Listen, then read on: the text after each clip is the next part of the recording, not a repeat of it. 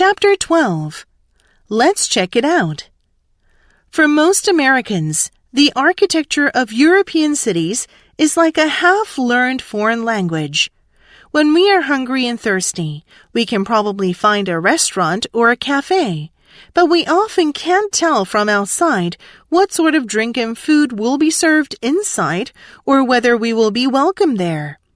In Africa or Asia, architectural signs that are obvious to locals can be completely unintelligible to us. We may not even recognize places where food and drink are for sale. We may mistake a palace for a temple and a private house for a government office, or vice versa. We may shock or anger local citizens when we enter spaces that to them are obviously out of bounds for us, as I once did when I followed my husband into a mosque and was met with what sounded like parents scolding a child. Exercises. Number 1. It's not always easy to distinguish evaluative feedback from coaching feedback.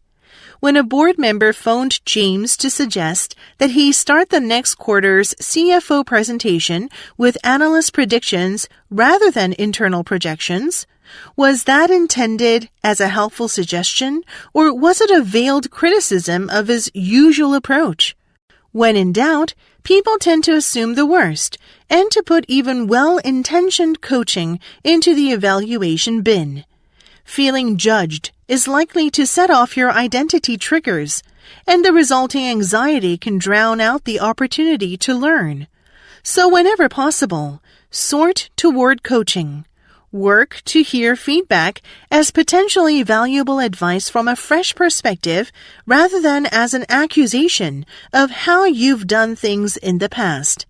When James took that approach, the suggestion became less emotionally loaded, he says.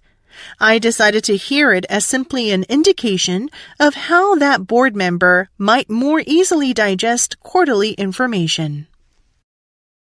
Number 2. There are always unfortunate species who suffer catastrophic extinction, for whom the world seems to have reserved a quixotic and tragic doom. This circumstance has been most trenchantly captured in the title of Rope's text, Bad Genes or Bad Luck. It seems that a species can take great, if unconscious, precautions in adapting to its particular environment, only to see that environment change rapidly as a result of an apparently revengeful and arbitrary act of fate. In some ways, the most outstanding of all human characteristics as a species is our meta-adaptive abilities. That is, we have taken behavioral flexibility and its extension through manufactured technologies to greater heights than any form of life has ever previously exhibited.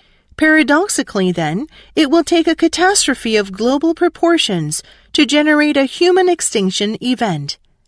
That such a catastrophe might well be self-generated is one of the darker cosmic jokes.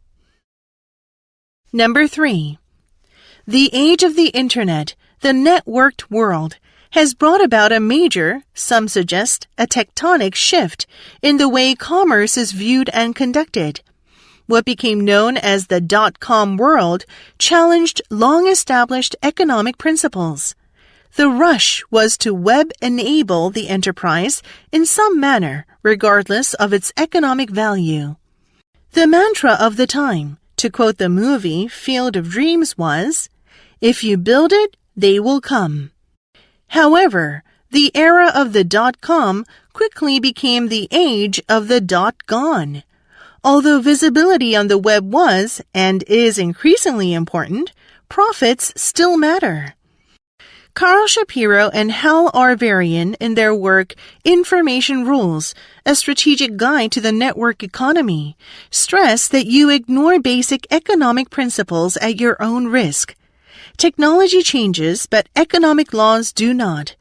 The book addresses a number of issues, including pricing and versioning information, rights management, recognizing and managing lock-in, switching costs, and how to account for government policy and regulation in strategy development. Number 4. Everything that can be seen in the universe, everything that scientists have spent centuries learning about, may only be comparable to the froth on a huge cup of hot cocoa. This is because what makes up almost all of the universe cannot be seen and can barely be detected. In the last few decades, scientists have come to understand that there is much more to the universe than the typical forms of matter and energy that have been known for 100 years or more. Even more importantly, the ultimate fate of our universe probably depends on unseen and exotic forms of matter and energy.